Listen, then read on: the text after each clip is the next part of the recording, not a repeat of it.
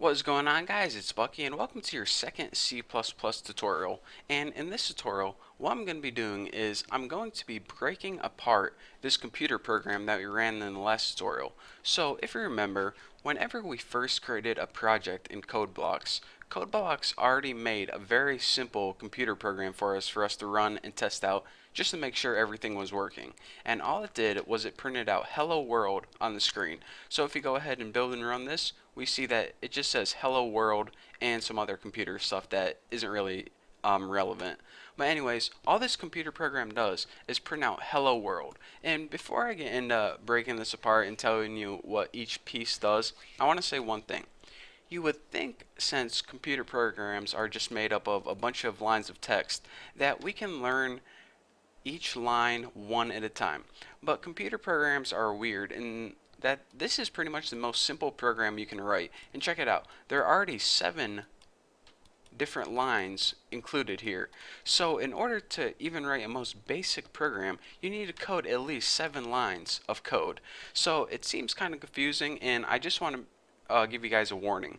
As long as you can get through this video, all the rest of the videos are going to be incredibly easy. This is the only one where I have to throw a bunch of information at you, but still I'm going to break it down as easy as possible. And the reason for that is because you need so many things in order to run such a simple program, but once you understand the basics, everything else is just smooth sailing, I promise. So let me go ahead, and we're going to be getting more in depth in each of these lines, but for now, let me just give you guys a brief introduction to what each line does. Let's go ahead and start at the top and work our way down. This include IO stream line right here, this is technically called a pre-processor directive. So if you're taking a test, if you're watching these tutorials because maybe you're in C++ class and your teacher is kind of confusing you, answer on the test, this is a pre-processor directive.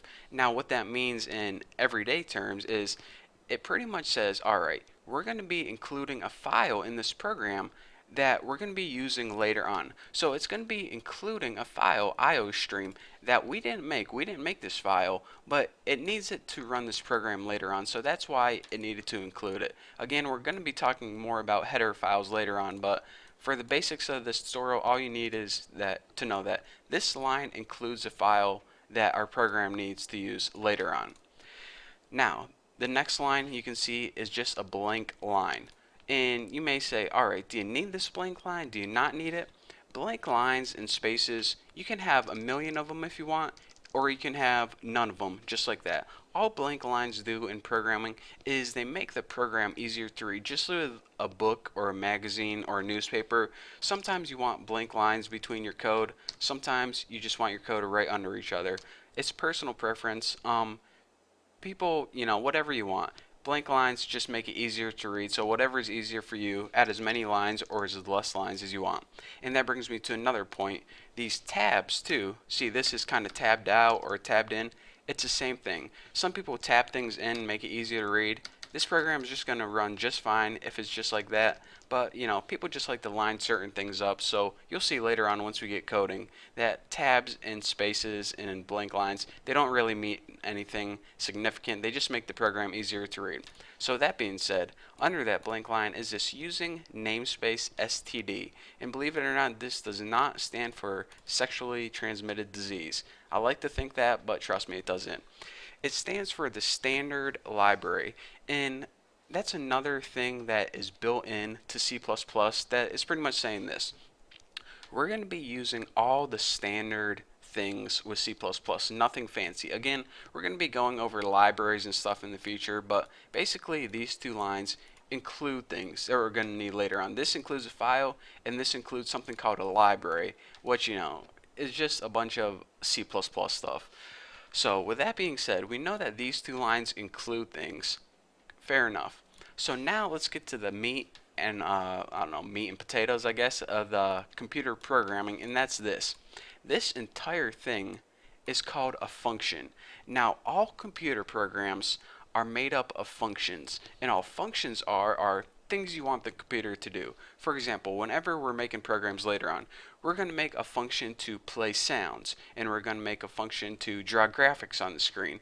And as you can see, functions are just things that you want the computer to do. So every computer program starts with a function called main. This is how your computer knows where to start. So for example, in a couple tutorials we're going to have a function called main, and like I said, we're going to have another function called play a sound, and we're going to have another function called make a ball bounce around on the screen. And you're going to have all these functions, and your computer's going to say, alright, you gave me all this stuff to do, but how do I know what order to do them in? Well, your computer automatically knows anytime it runs a program to start with the main function. So that's why it's so crucial to name this function main. So in order to make a function, you do this. You first write what type of data you're going to be working with. And what functions typically do is they do some sort of calculations. For example, find the body mass index or calculate the velocity of something. Well, whenever it makes this calculation, it usually wants a number back, an answer in other words.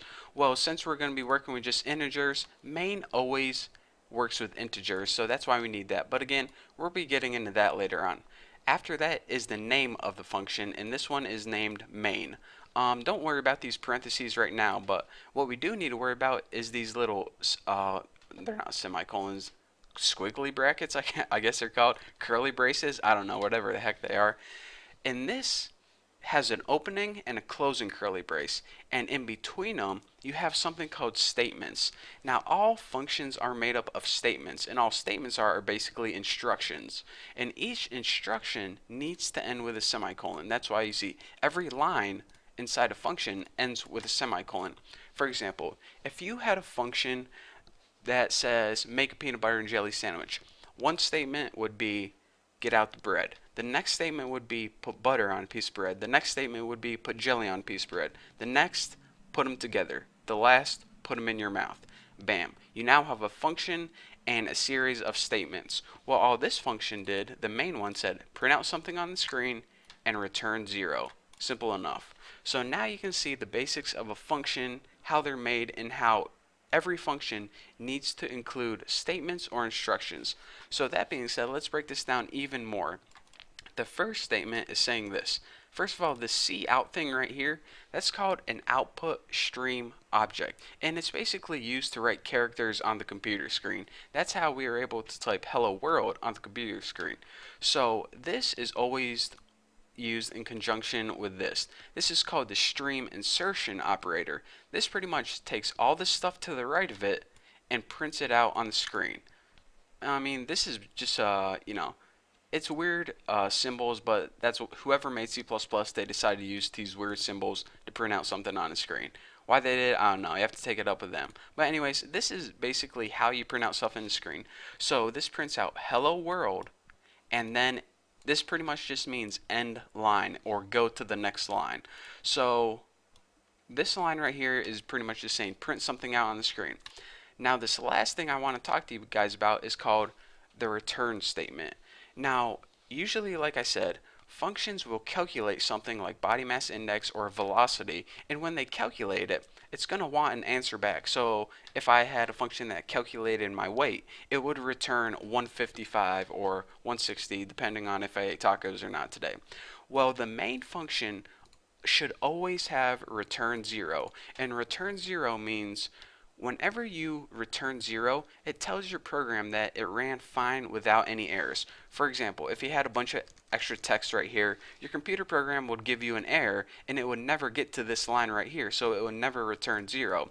So whenever it does get to this line, it means everything above it ran fine, and return 0 means you are good to go. Main ran fine. So I know that was a lot of information to give to you guys for just your first tutorial. But again, like I said, every computer program starts with a bunch of stuff that you need to know, and we're going to be covering each more of these topics in depth, but for now I just want to give you guys a basic understanding of how a computer program is made. So if you don't understand everything completely, then don't worry, you're not alone. You will in the future, I promise. But for now, thank you for sticking with me, and thank you for watching this tutorial, and I can't wait to see you in the next tutorial. And if you have any questions, don't forget to check out my website, thenewboston.com, and yeah, I'll see you in the next video.